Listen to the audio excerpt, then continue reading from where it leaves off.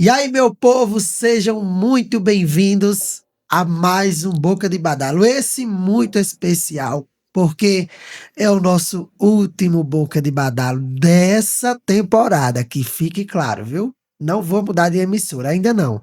Já me chamaram muitas propostas financeiras, mas eu sou cara fiel a essa empresa. E também tem a questão contratual, né? Não tenho ainda condições financeiras de arcar com a multa. Mas fique ligadinho que esse é o nosso último Boca de Badalo desta temporada e a gente ainda vai ter um podcast muito especial com um resumo de todos que passaram por aqui.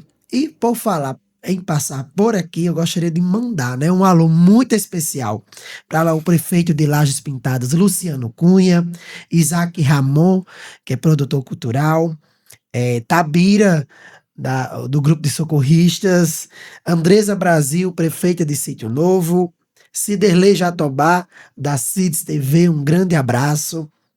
Juliana Silva, a Miss Universe 2025-26 de Santa Cruz, me corrija se eu estiver errado.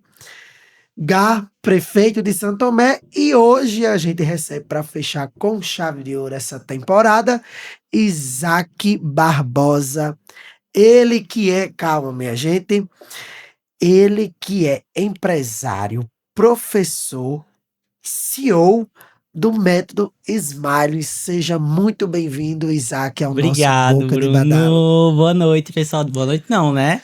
Pessoal de casa, olá.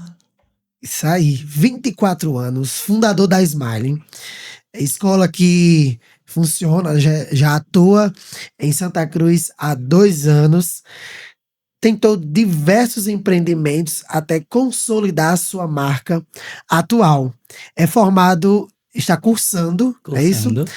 Letras inglesas, é assim? Letras em inglês. Inglês, e já participou da Olimpíada Brasileira de Português. E a gente vai conversar muito sobre isso, sobre o método SMART, empreendimento, língua portuguesa. E para começar, Isaac, como foi a sua trajetória escolar? Onde você estudou? Fala pra gente quem é Isaac Barbosa.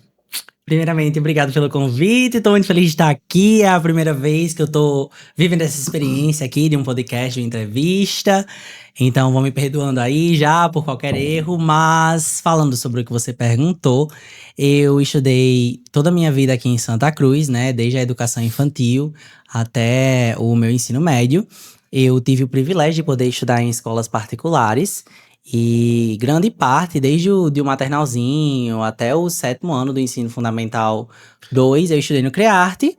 E em seguida eu passei a estudar no IESC e no meu ensino médio eu estudei lá no campus do IFRN aqui em Santa Cruz. Então, sempre houve esse investimento, né, por parte da minha mãe. Ela é pedagoga, ela trabalha com educação aí desde que eu me entendo de gente. Eu nunca vi minha mãe trabalhando em nenhum outro setor. Eu já vi ela empreender, né? Conciliando aí com a carreira dela Então na é de, educação. então é de família. A educação e o empreendimento na vida de vocês. Isso mesmo. Minha mãe é pedagoga, meu tio é professor de biologia, o meu outro tio trabalha na escola, minha avó era professora também. Enfim, é uma linhagem quase. E Um clã. isso mesmo. E a minha mãe também sempre teve essa veia. O meu pai também é empresário, trabalha aí no ramo de empresas frigoríficas. Então, eu sigo esse legado que eles me deixaram. Isaac, falando sobre educação, você acabou de citar, né, que cursou o ensino médio Uhum. no IFRN, que é referência no estado, no Brasil, mas que forma tantos jovens e adultos também aqui na nossa cidade, para a região, um marco na educação aqui para nossa região, para Santa Cruz. Como foi estudar no IF e participar da Olimpíada Brasileira de Português? Pra mim foi um choque. Eu acho que é a primeira vez que eu vou falar. Pouca gente sabe como foi de fato, detalhadamente, essa experiência. Então queremos tintim por tintim. Tá, então, o que é que aconteceu, né? Um ano antes, em 2015, eu havia tentado um concurso de produção textual. E eu estava absurdamente esperançoso com, com o resultado, né? Havia essa promessa de viagem para representar a cidade e tudo. E eu fiquei muito esperançoso com aquilo. Desde criança, a minha mãe, ela sempre investiu muito em livros pra mim. Eu sempre tive interesse por leitura. A minha educação infantil, as pedagogas eram fenomenais, elas souberam trabalhar isso muito bem. E uma coisa que a minha mãe nunca me negou foi livros. Tipo assim, independentemente de como estava a situação, ela nunca me E negou hoje um livro. você ainda consegue conciliar na rotina que você tem, que você vai falar depois, ler livros? Eu tento, né? Sim. Atualmente, eu finalizei a leitura do livro do musical que eu tô produzindo, porque justamente eu associei ao trabalho, né? Sim. Então eu tento colocar uma coisa sempre ali, interferindo e somando na outra. Mas, como eu vinha dizendo, a minha mãe ela sempre fez esse investimento, fez questão disso. E acabou que, desde criança, a minha criatividade se desenvolveu bastante.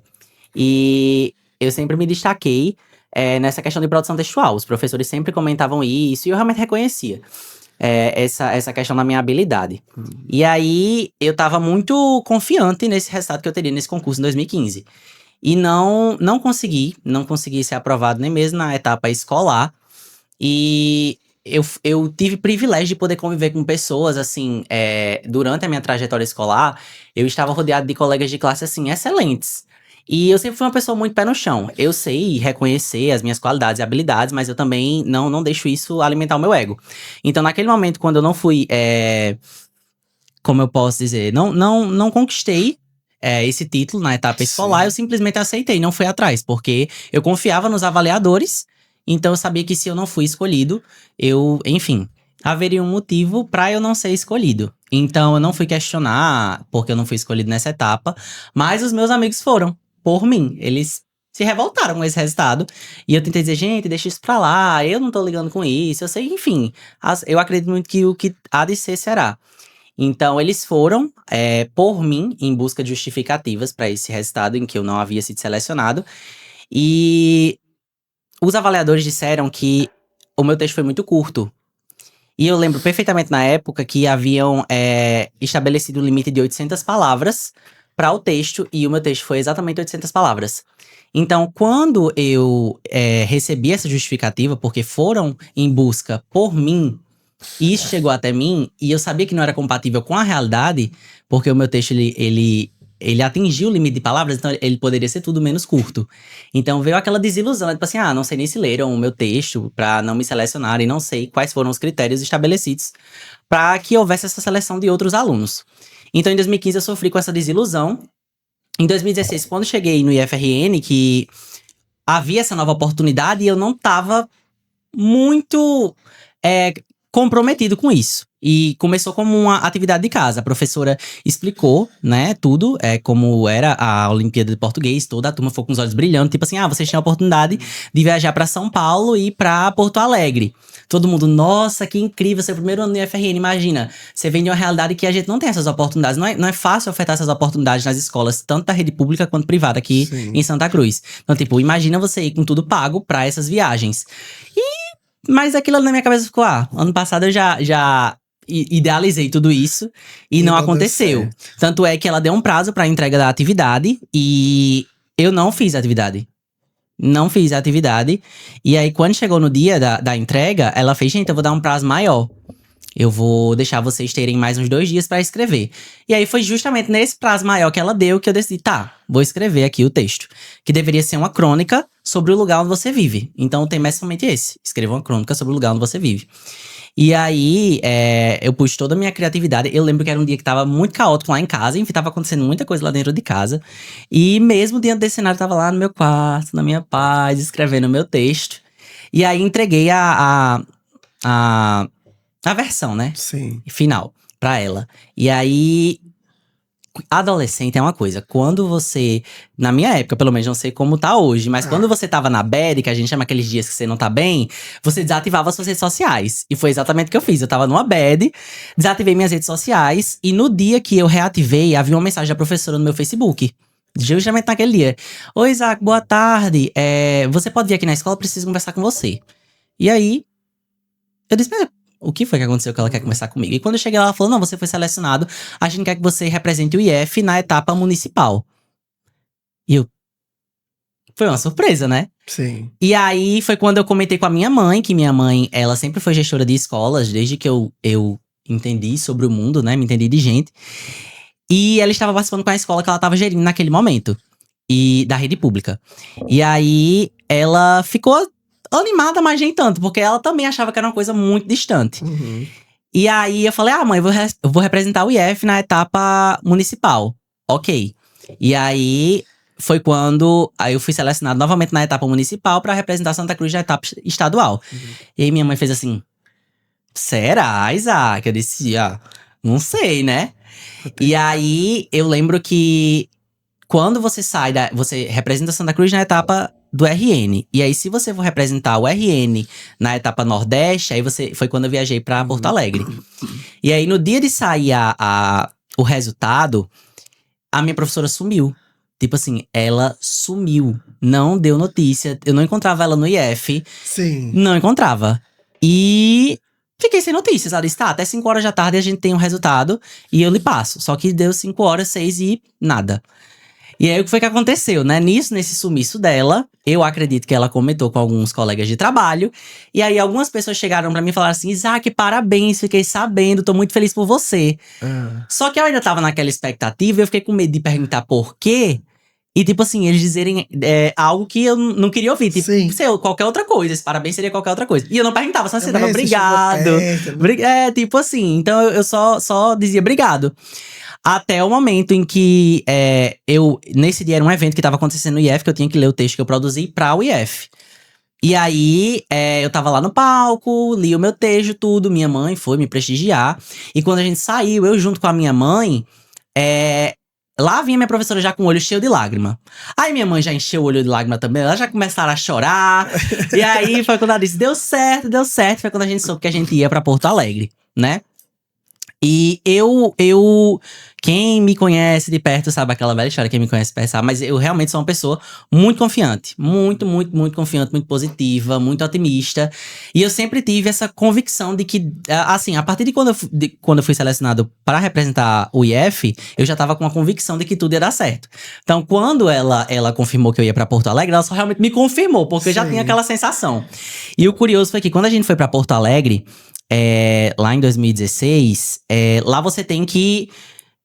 A professora faz uma programação e você faz outra. Porque eles têm que lhe deixar separado da sua professora pra ter certeza de que você que escreveu aquele texto e que você Sim. tem capacidade pra isso. Então a gente passava por alguns workshops enfim, de escrita.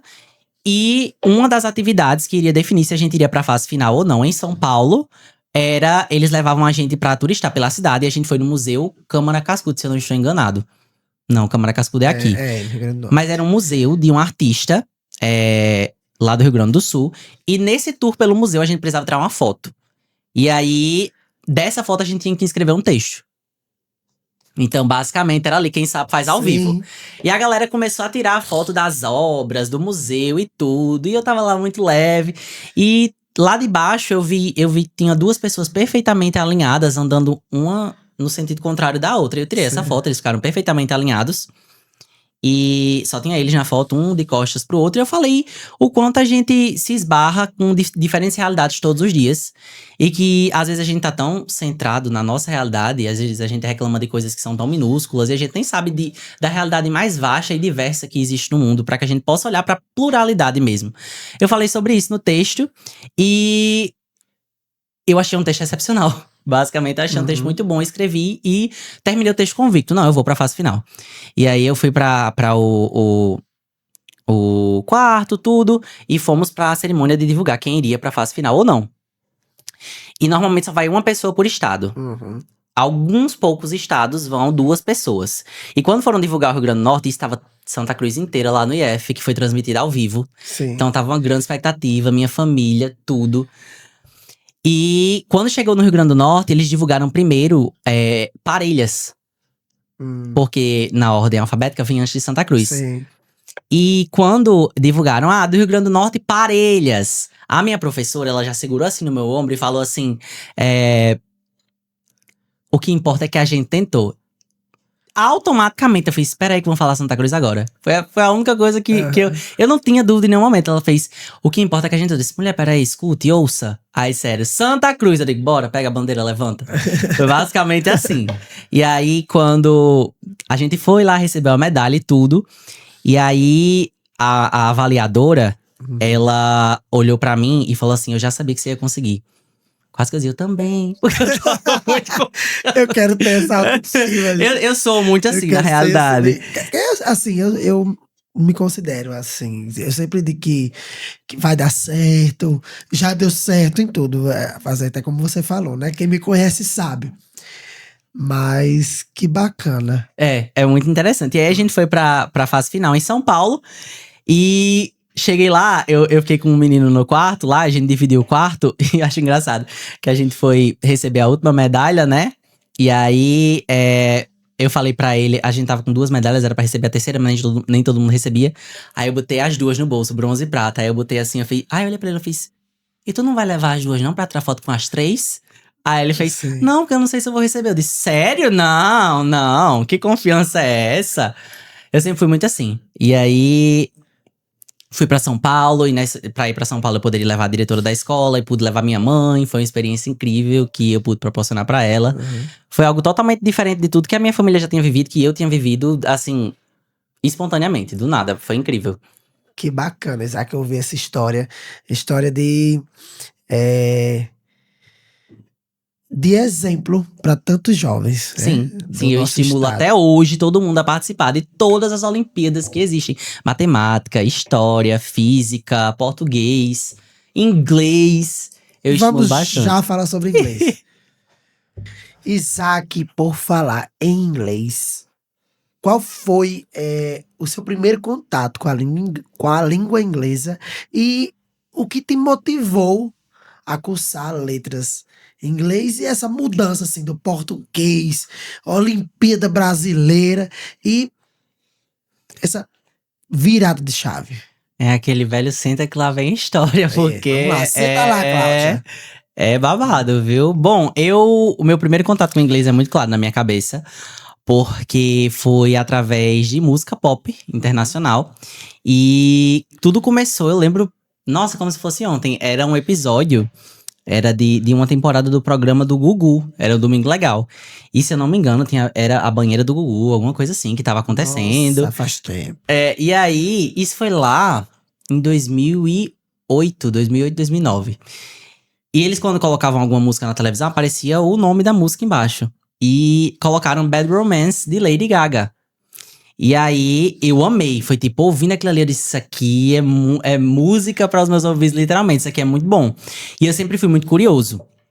Inclusive, teve uma amiga minha que ela cursava pedagogia e ela estagiou na minha sala. E lá no monólogo dela, quando ela foi se formar, ela deixou bem claro, fez lá uma referência a mim de que não ia seguir a carreira por minha causa.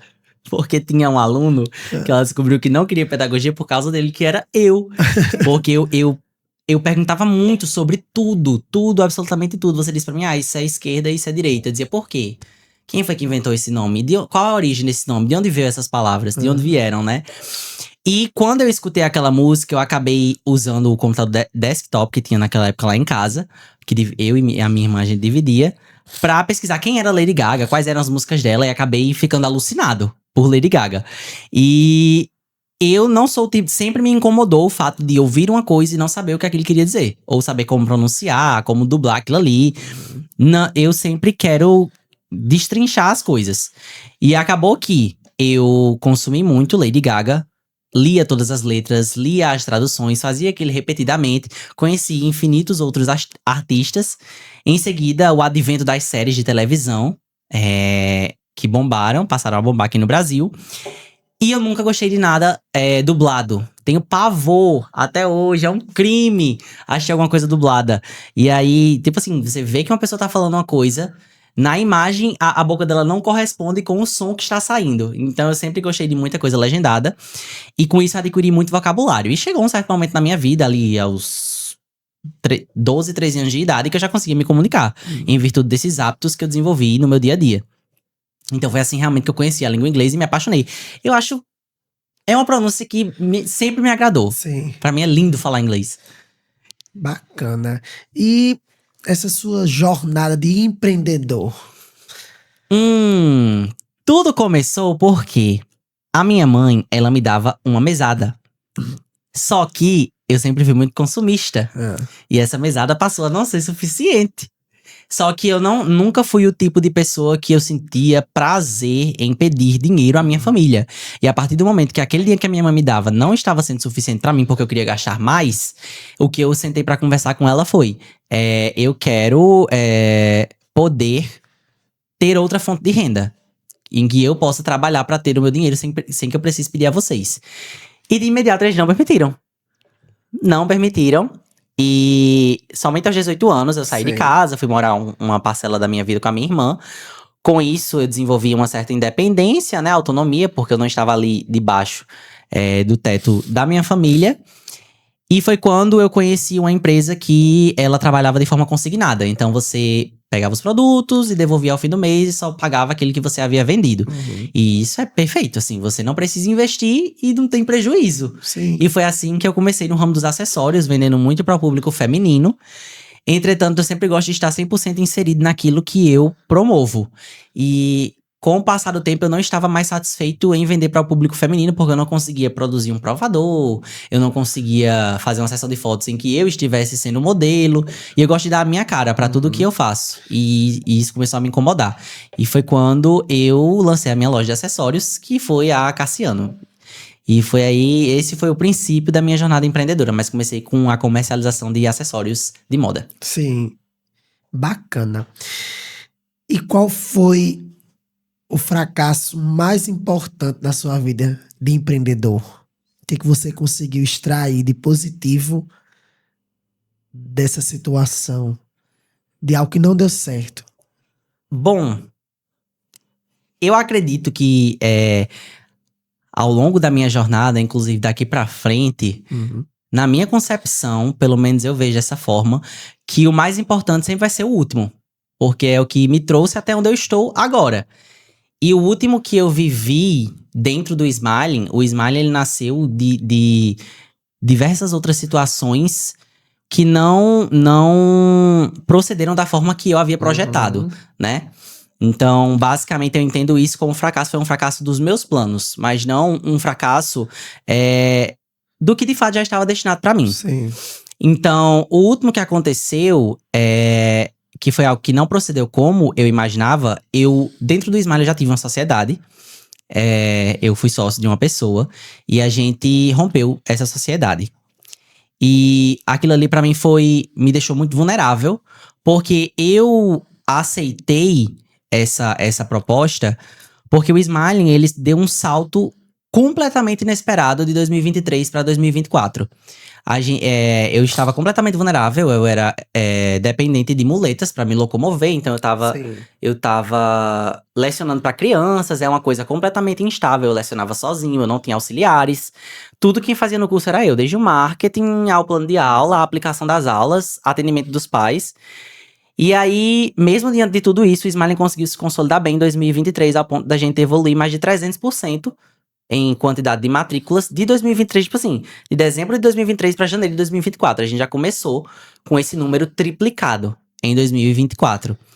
E isso pra mim foi um choque muito grande e que naquele momento eu vinha de uma sequência, eu comecei a empreender com 18 anos, 2024 eu tinha 23, então 5 anos, se não estou em 19, 20, 21, 22, 23, 5 anos empreendendo. E eu vinha no comércio de moda, comércio de produtos, é algo, principalmente de moda, é algo extremamente desafiador. Porque você tem um prazo ali pra vender as coisas que estão hypadas, digamos assim, as trends, né, as tendências. Se você não vender, provavelmente vai ficar parado em estoque. Vai ficar parado, E aí, eu vinha lutando muito. Eu sempre dei 100% de mim em tudo que eu fiz, só que era muito difícil fazer acontecer. E quando o Smiling aconteceu de uma forma que, por exemplo, seria uma empresa que se sustentaria, pelo menos. Antes eu tinha que tirar dinheiro de qualquer outro lugar para poder pagar o básico do que eu tava investindo. E foi a partir daí que eu me vi paralisado, porque eu disse, meu Deus, tudo que eu tentei fazer até hoje de alguma forma desandou. E se isso aqui que tá dando certo, eu sozinho não consegui abraçar e desandar. E foi aí que eu vi em uma pessoa essa esperança de poder me ajudar a segurar na minha mão e pra que a gente realmente pra me livrar desse medo que na verdade era uma insegurança que eu tinha em mim. Sim. E aí, por N motivos, essa sociedade se rompeu. E pra mim foi muito frustrante na época, Mas foi a partir disso que hoje eu me vejo capaz de gerir a minha empresa sozinho, como gestor. Eu tenho coordenações dentro da empresa, mas eu não confiava 100% nisso, nessa minha capacidade. Uhum. Não é que eu não fosse capaz de aprender, eu sou capaz de aprender, mas o Smile ele tinha que acontecer ali e agora. Sim. Então é aquela coisa, fazer com o que você tem. E com o que eu tinha na época de bagagem, eu me sentia não tão qualificado quanto o Smiley merecia. Isso me deu crises de choro, foi uma fase muito vulnerável, mas hoje essa ruptura me deu essa convicção que eu tenho de que mesmo que eu não esteja preparado, a vida vai ensinar. Eu vou conseguir, de alguma forma, me desvencilhar de qualquer tipo de situação e encontrar uma solução. Então você considera que o Smiley seja também sua maior vitória até hoje? Definitivamente. Definitivamente. E eu meço isso pelo. A parte mais emocionante do Smiling é quando eu vejo que eu não sou somente a figura de um professor para um aluno. Quando eles veem em mim algo a mais, que a gente desenvolve um vínculo, que eu vejo que ele confia em mim para um desabafo, para contar algo mais pessoal, para pedir algum conselho, algo do tipo. Que eles eles mal sabem. Se me convida para um aniversário, que eu digo, meu Deus, é sério que ele tem essa percepção de mim, de que ele é uma pessoa que ele quer que eu esteja presente em um momento tão especial. E hoje eu tenho esse vínculo com os meus alunos, que é, pelo menos, eu acredito que eu tenho, né? Com a maioria dos Smilers, né? Que a gente chama, os alunos do Smiling. E essa é a minha maior vitória. Alcançar essas crianças e adolescentes, principalmente adultos também. Mas principalmente alcançar essas vidas numa fase de desenvolvimento tão crucial quanto a infância e a adolescência.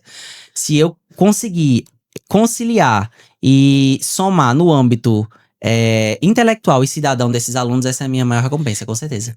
E de onde surgiu o nome Smiling? De onde surgiu o nome Smiling, uma curiosidade é que o meu nome significa sorriso. O meu próprio nome, Isaac, significa sorriso. E como eu disse, eu sempre gosto de implementar o meu DNA em tudo que eu faço. Então, o Smiling eu sempre soube que seria uma proposta para que as pessoas aprendessem sorrindo. Eu queria que fosse um processo de aprendizado diferente de tudo que já foi visto. Então, não é que você vai sentar numa cadeira também, mas não seria resumido somente a sentar em uma cadeira ou praticar o seu inglês de uma forma previsível. Eu gosto de implementar os planos de aula mais bizarros, hilários, que ninguém imaginaria. Deixa a aula didática diferente. Exatamente. Cada vez mais atrativa. Esse ano, eu ouvi de um aluno, e aí depois disso repercutiu, que me deixou muito feliz, que ela falou, o que a gente vive aqui no Smiling, a gente só vive aqui no Smiling. E foi quando eu disse assim, meu Deus, estou conseguindo cumprir o meu propósito, que era estabelecer um legado exclusivo, assim, do Smiling. A gente tá proporcionando algo que é meio característico da gente. E aí veio disso. O nosso primeiro slogan foi Aprenda Sorrindo. E tem Smile, que é sorriso, e tem Smiling, que é sorrindo, que é uma ação continuada. Eu quero que eles sempre estejam sorrindo. E foi daí que surgiu o método Smiling. E qual foi o seu maior desafio para abrir as portas da início ao Smiling? Nossa, definitivamente foi a minha condição física naquele momento. Após o meu acidente, com certeza. Porque eu acabei me precipitando e imaginando que isso seria um empecilho, não é nem um desafio. Eu imaginei que iria interromper totalmente os meus planos. Eu acabei desobedecendo as ordens médicas e andei antes do tempo. Era pra eu andar, no mínimo, assim, com 90 dias, começar a tentar. E aí, com 45, metade do tempo, eu voltei a andar. Porque eu precisava do Smiling, né? Sim. Porque não foi só quebrar a perna, né? Logo em seguida, eu sofri outras situações que me colocaram em extrema vulnerabilidade, até mesmo financeira. Então, tipo assim, teve, por exemplo, um banco que eu havia atrasado parte de uma fatura por um mês e ele cobrou 1000% de juros. Então, acabou que aí eu quebrei a perna. Não tinha oportunidade de emprego. Naquela situação, eu tentei até empregos de colocar currículo na internet pra coisa home office e tudo, que eu tava desesperado. E aí foi quando um amigo meu que se solidarizou comigo falou assim: não, a gente tem que desenvolver um plano, porque a sua situação não tá bacana. Eu quero lhe ajudar. E aí a gente estudou como a gente faria. Ele falou: Isaac, você já foi tutor de inglês, de línguas lá no IFRN. Você tem uma oportunidade pra você monetizar isso aí. E aí houve esse amigo que segurou minha mão e decidiu me ajudar a planejar o Smiling. E até hoje ele fala que ele fica incrédulo com o que o Smiling se tornou, que naquele momento seria um escape para a situação que eu tava vivendo, seria de fato uma renda extra. Você até perguntou, como foi que você se introduziu no mundo da língua inglesa, né? Sim. Na época em que eu estava no IF, todo mundo, pelo destaque que eu acabei consequentemente obtendo com a Olimpíada de Português, eles simplesmente alimentaram a convicção de que eu iria ser professor de língua portuguesa ou iria seguir na área de línguas, porque veio a Olimpíada de Língua Portuguesa e no meu ensino médio também veio o convite para ser tutor lá no IFRN de línguas. Português, inglês e espanhol. Que normalmente era feito um exame, então você tinha que tentar a bolsa. E devido ao meu histórico de ensino fundamental e médio com língua inglesa, eles cancelaram a prova e me convidaram para ser o tutor. Eles disseram, não, a gente quer você como tutor, porque a gente viu o seu histórico e é excelente. Então a gente não vai fazer a prova esse ano. A gente quer que você seja o tutor. Eu chorei, eu disse, nossa, eu já ia fazer a prova. Então simplesmente cancelaram a prova e me convidaram. Maravilha. E aí, todo mundo tinha essa convicção. Só que eu sempre quis trabalhar na área da saúde. Meu sonho era ser geriatra. Eu queria trabalhar no cuidado de idosos. E eu passei 2 anos da minha vida investindo somente na preparação para o vestibular. Para ser geriatra, você precisa se formar em medicina, pelo menos aqui no Rio Grande do Norte. Sim. Existem cursos de geriatria em outras partes do país. Mas eu nunca quis sair de perto da minha família. E nesses 2 anos eu obtive bons resultados no Enem. Eu passei em primeiro lugar aqui em Santa Cruz para nutrição. Mas eu só coloquei para esse curso, apesar de ser uma área linda, pra mostrar pra minha família resultado. Porque eu sabia desde o início que eu não iria assumir e que eu iria tentar mais um ano. E aí no segundo ano tentando pra medicina, eu acabei me apaixonando por outra área, que era a engenharia de produção. Porque já pega outra veia minha, que seria a de empreendedorismo. E auxilia muito na administração de empresas. Então eu decidi que, não obtendo nota suficiente para medicina, minha segunda opção seria engenharia de produção. Passei novamente também em primeiro lugar para o UFRN de Currais e iniciei o curso. Comecei o curso e iria conciliar a minha trajetória acadêmica com o método Smiling. Sim. Só que nesse meio tempo, eu tava com a perna quebrada e aí a placa que estava na minha perna quebrou também. O que piorou toda a situação. E ela quebrou na primeira semana de aulas do Smiling. Então eu dei a primeira semana de aulas do Smiling andando, porque eu andei antes do tempo. Aí a placa quebrou, e aí na segunda semana de aulas eu teria de lecionar aula de muleta. Só que eu achei totalmente inviável. Eu era uma pessoa em início de carreira, e como é que, tipo assim, ninguém nunca ouviu falar nesse menino ensinando pra crianças. O que eu atuava era dentro do IF, então era algo muito restrito. Eu atendia o público do IF. Sim. E quando eu expandi pra Santa Cruz, eu ainda não tinha nome nenhum. Então, como é que você vai confiar um menino tão novo a cuidar de uma criança em um espaço tão amplo? Porque eu tinha um espaço no Colégio do Padre, alugado. E a criança podia correr, eu não tinha como correr atrás da criança. Então, naquele momento, na minha cabeça, foi tipo assim... Eu fiz uma pesquisa de campo, 30 pessoas responderam com interesse em matricular. No primeiro dia de aula do Smiling, tinha uma criança matriculada. E essa mãe, ela pagou 3 meses adiantados. E foi exatamente o dinheiro que eu tinha pra pagar o aluguel da sala. Uma criança matriculada. E aí, eram 3 aulas e teve aula que não apareceu ninguém. Então, no primeiro dia de aula, eu passei lá 1 hora de aula, esperando as crianças chegarem, não chegou ninguém, voltei pra casa. Chorei muito, porque eu passei 3 meses realmente me preparando muito. Eu estudei bastante pra desenvolver o método, foi tudo muito bem explícito, assim. Muito bem pensado, minuciosamente pensado.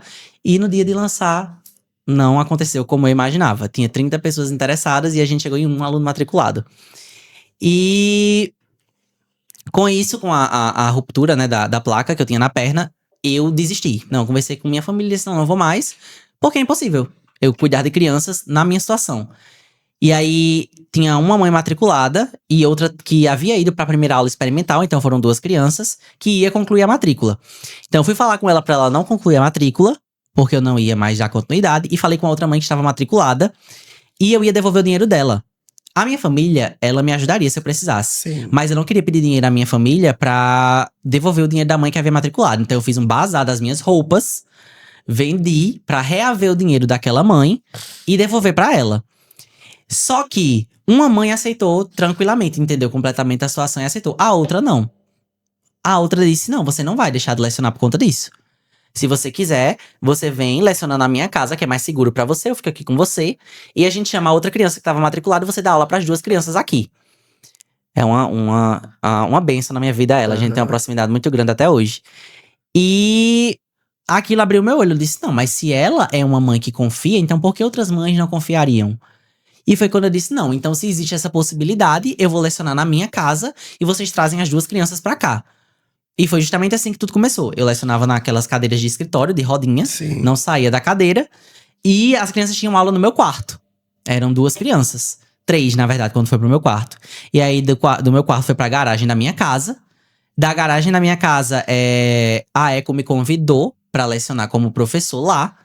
E de lá eu levei o curso pra dentro da Eco e foi quando nasceu esse fenômeno que é o método Smiling hoje. E como é que fica seu coração contar essa história que no primeiro dia deu tudo errado, tudo preparado há 3 meses e uma frustração, né? Completo. E como é poder falar hoje com essa outra realidade? Como é que fica o coração? É muito emocionante, eu não gosto de chorar na frente de ninguém, por isso que é muito improvável que vocês vão me ver chorar, que vocês me vejam chorar. Mas é muito, muito, muito emocionante. E tipo assim, uma coisa que eu aprendi nessa jornada que eu vivo hoje, profissional, é que às vezes a gente não se dá conta que a gente tá vivendo respostas de oração que a gente fazia no passado.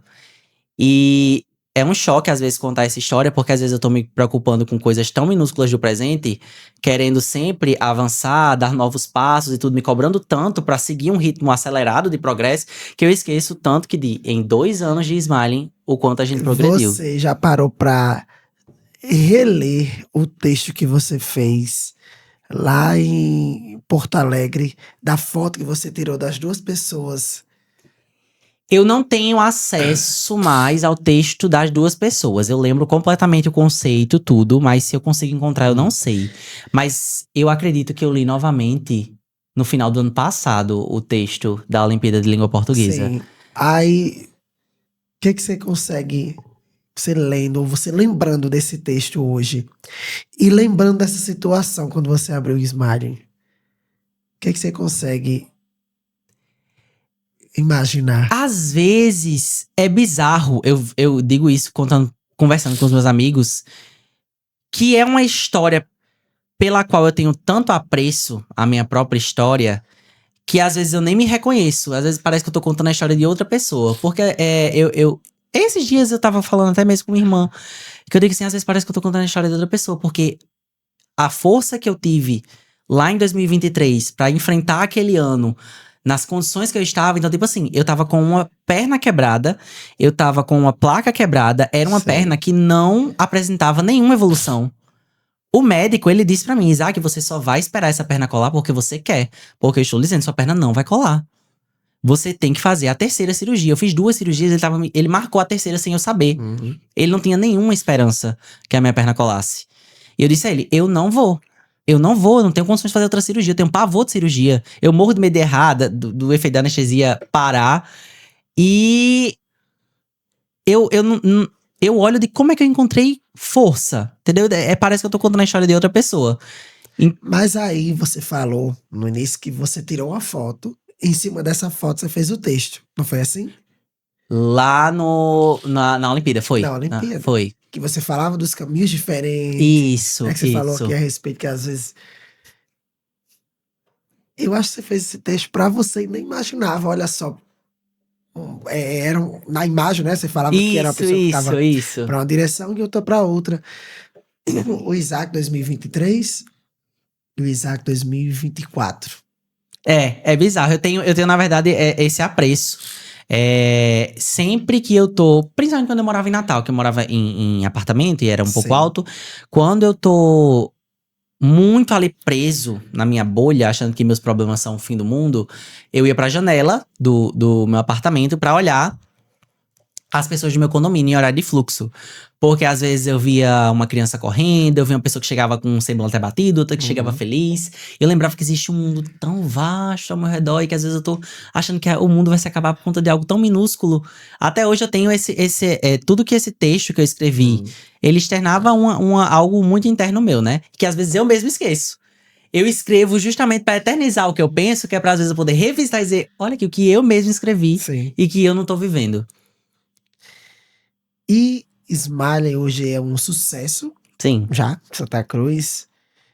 E vocês vão fazer uma peça de teatro, não é isso? Isso mesmo. E eu tenho atuação na arte e na cultura já há um bom tempo. Não me recordo que, pelo menos aqui em Santa Cruz, a gente tenha tido uma experiência não de lá no teatro ter uma peça, acontecer uma peça em inglês e de ser com os atores, diretor, coreógrafos da cidade. Então fala pra gente como é que vai ser essa peça, como é que partiu essa ideia, o desafio.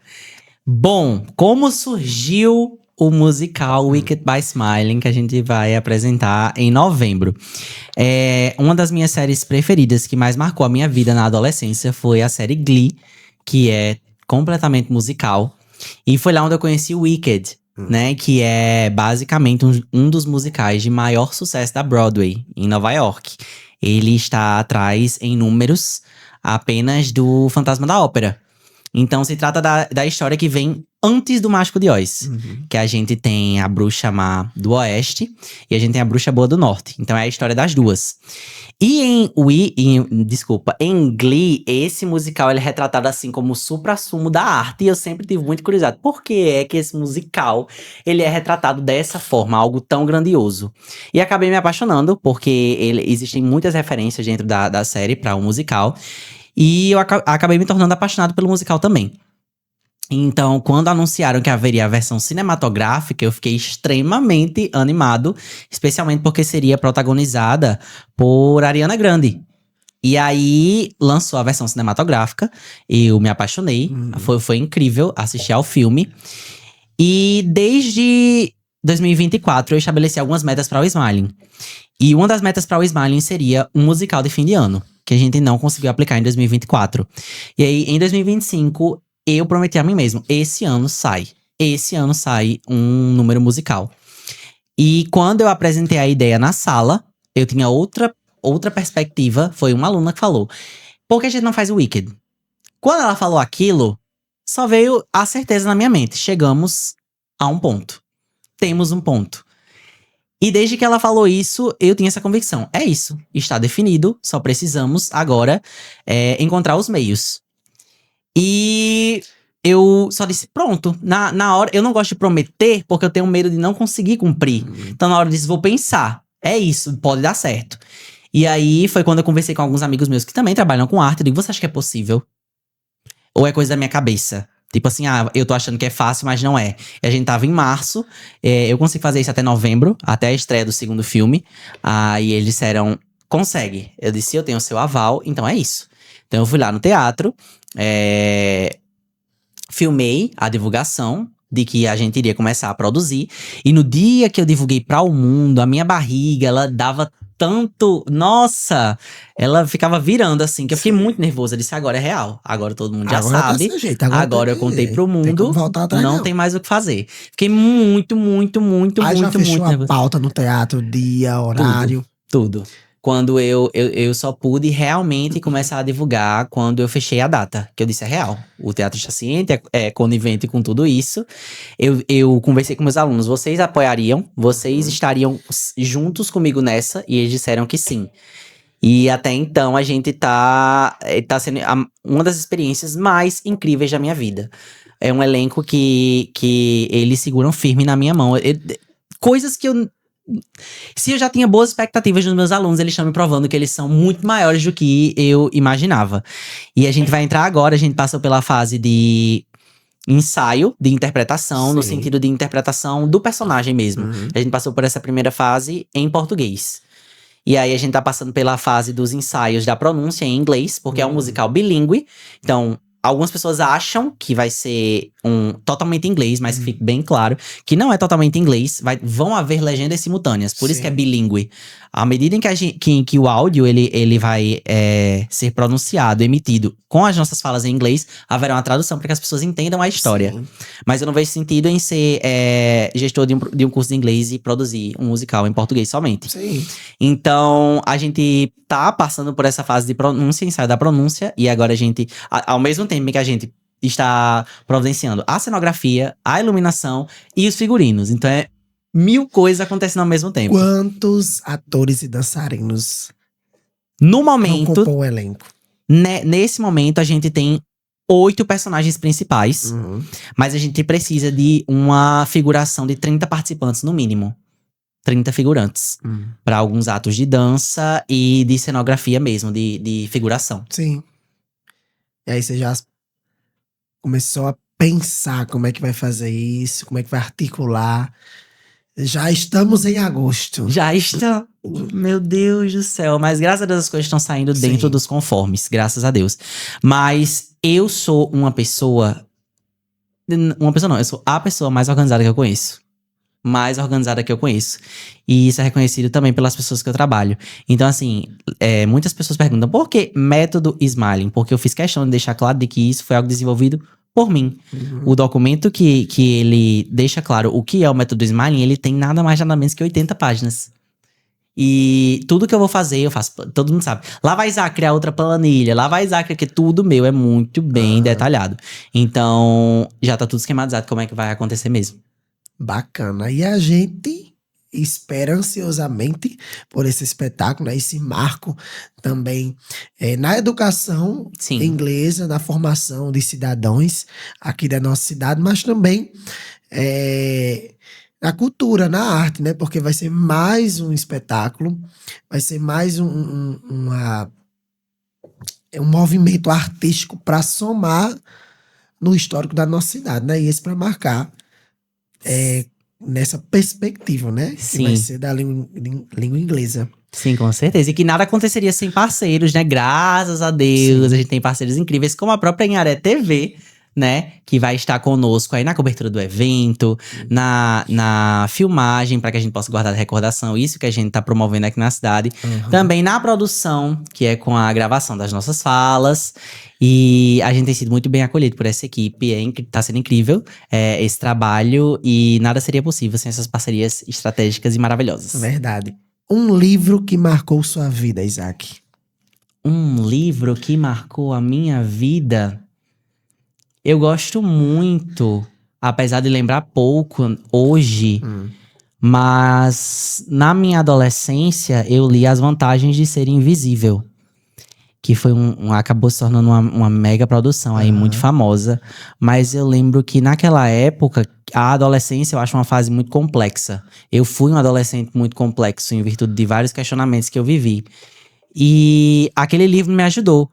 Porque eu via outro jovem também passar por alguns outros questionamentos. E eu me senti acolhido por aquela leitura. E foi muito bacana. E outro livro também, na verdade, agora já na fase adulta, foi 1 Milhão de Finais Felizes, é de um autor brasileiro. É um livro com um enredo LGBT. E que ele retrata muito bem a realidade da vivência de um homem dessa comunidade dentro do Brasil. Então, marcou muito. Foi a primeira leitura da minha vida em que eu consegui chorar lendo um livro. Então, foi muito marcante. Olha aí. Uma palavra em inglês que define você hoje. Ai, Isaac meu Barbosa, Deus. 2025. Ai, uma palavra em inglês que me defina. Eu acho que... Tic-tac. Eu gosto da palavra successful, que é uma pessoa bem-sucedida. Eu gosto. Um sonho que ainda quer realizar. Um sonho que é... Cara, pra ser bem sincero, eu quero muito, muito, muito ter novas unidades do Smiling. E o meu maior, assim, que eu digo a todo mundo, quando eu chegar lá, já vai ser uma coisa assim, acho que eu vou começar a desacelerar. Que eu cheguei no suprassumo, que seria em Natal. Eu sou completamente apaixonado por Natal. Muito, tipo assim, uma cidade que eu amo. E quando eu chegar lá, eu vou estar muito, muito, muito satisfeito. Isso aí. Se não fosse professor e empreendedor, Isaac Barbosa seria o quê? Nossa, professor empreendedor. Se fosse só professor, né? Mas professor É. empreendedor. Mas eu acredito que eu seria geriatra. Uma frase que te inspira todos os dias. Todos os dias eu tenho tatuada, né? Que é viva a vida que você quer se lembrar. E o que você diria hoje para o Isaac de 5 anos atrás? Hum, na verdade, eu tenho algumas cartas que eu escrevi pra mim no passado, né? E todas nelas eu demonstrava o medo que eu tinha de não conseguir viver a vida que eu pretendia. E que eu nunca pretendi muito. Eu sempre quis viver por um propósito. Eu não queria viver uma vida em que eu não soubesse por que eu fazia o que eu fazia.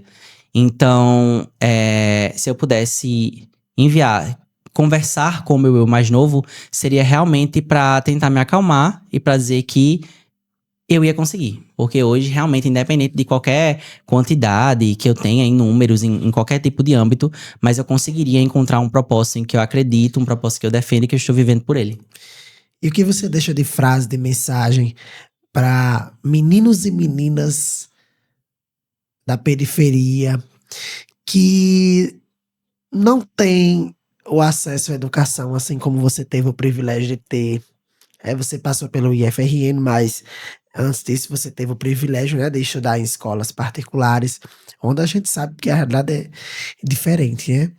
E o que você deixa de mensagem para tantos meninas e meninos da periferia, aqui mesmo de Santa Cruz, do Rio Grande do Norte, enfim, que tem tantos sonhos, mas se frustram tantos pela realidade onde vivem, Uhum.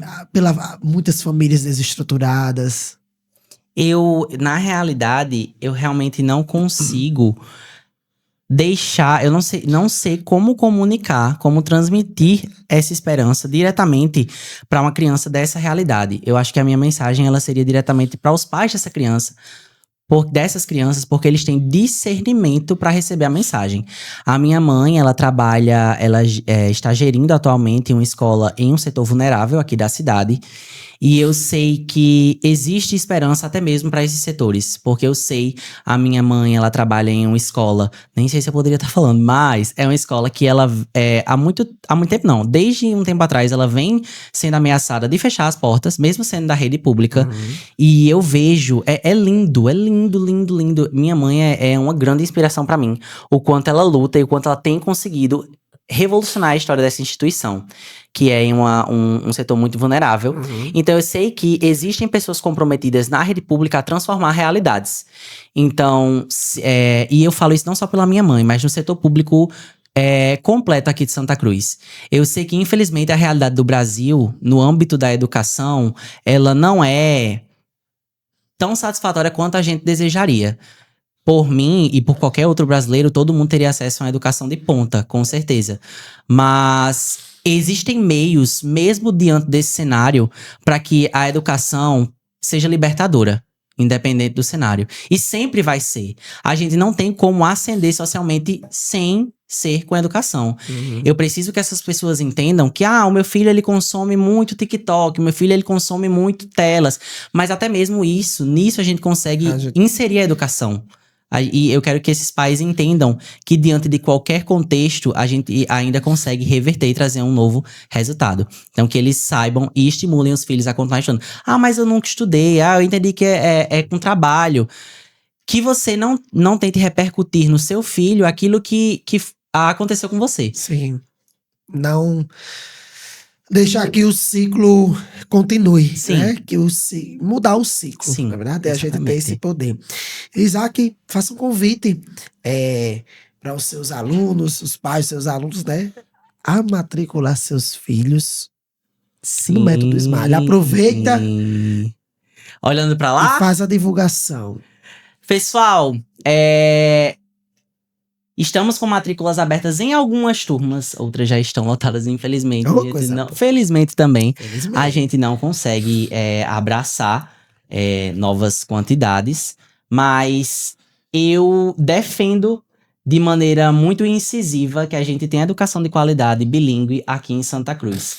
Eu estou sempre buscando me reinventar junto com a minha equipe, que eu não seria nada sem ela, os profissionais que atuam comigo, para que a gente possa revolucionar a educação aqui dentro de Santa Cruz e para que dentro do nosso município a gente consiga contemplar e testemunhar diversos cases de sucesso de pessoas que alcançaram uma vida digna e uma vida de um legado que repercutiu e que iniciou-se ali no Smiling com essa perspectiva nova que a gente está introduzindo nesses jovens. As pessoas, infelizmente, elas estão cedendo a falta de esperança que existe nessa nova geração. Fala-se muito sobre a geração Z. Mas eu Sim. insisto em acreditar nessas pessoas por saber que eu acredito no propósito que o Smiling tem de adaptar-se a elas para que dentro dessa nova realidade que se reconstrói constantemente na educação, eles consigam ser, de fato, o futuro da nação. Então, muito mais que uma escola, é um propósito e uma experiência. Então, se você está disposto a investir, é algo que a gente garante o retorno e estamos te esperando em sala de aula. Olha aí. E esse é Isaac Barbosa. Você conhecia um pouco da história dele, o espetáculo que a gente vai cobrir e acompanhar no final do ano, o Smiling. Enfim, e esse é o nosso Boca de Badalo, fechando a temporada, a nossa primeira temporada com chave de ouro. Então, muito obrigado a você, Isaac, Obrigado a você. por ter aceitado o convite, estar aqui conosco, contar um pouco da sua história lindíssima, de tanta Obrigado. superação, de otimismo, de esperança e de motivação para tantos jovens, que eu tenho certeza que os seus alunos são muito orgulhosos de ter você na vida deles, né? E aí eu vejo aqui pelo brilho dos seus olhos, quando você fala da educação, fala de esperança, o quanto você é feliz. E a gente fazer o que a gente ama é a melhor coisa que existe. A gente se entrega mesmo, a gente se joga mesmo. Então, parabéns, obrigado por estar aqui. E obrigado a você pela audiência, por nos acompanhar, por permitir que a gente entre na sua casa através do celular, da televisão, enfim, onde quer que você esteja. Muito obrigado por estar nos acompanhando. Continue acompanhando o conteúdo aqui da Inharé TV, que é o conteúdo que você quer ver. E breve a gente volta com mais uma temporada do Boca de Badalo. A gente continua por aqui. Valeu, gente! E aí? E o caba vai endoidar, é? E o caba vai endoidar, é? E o caba vai endoidar?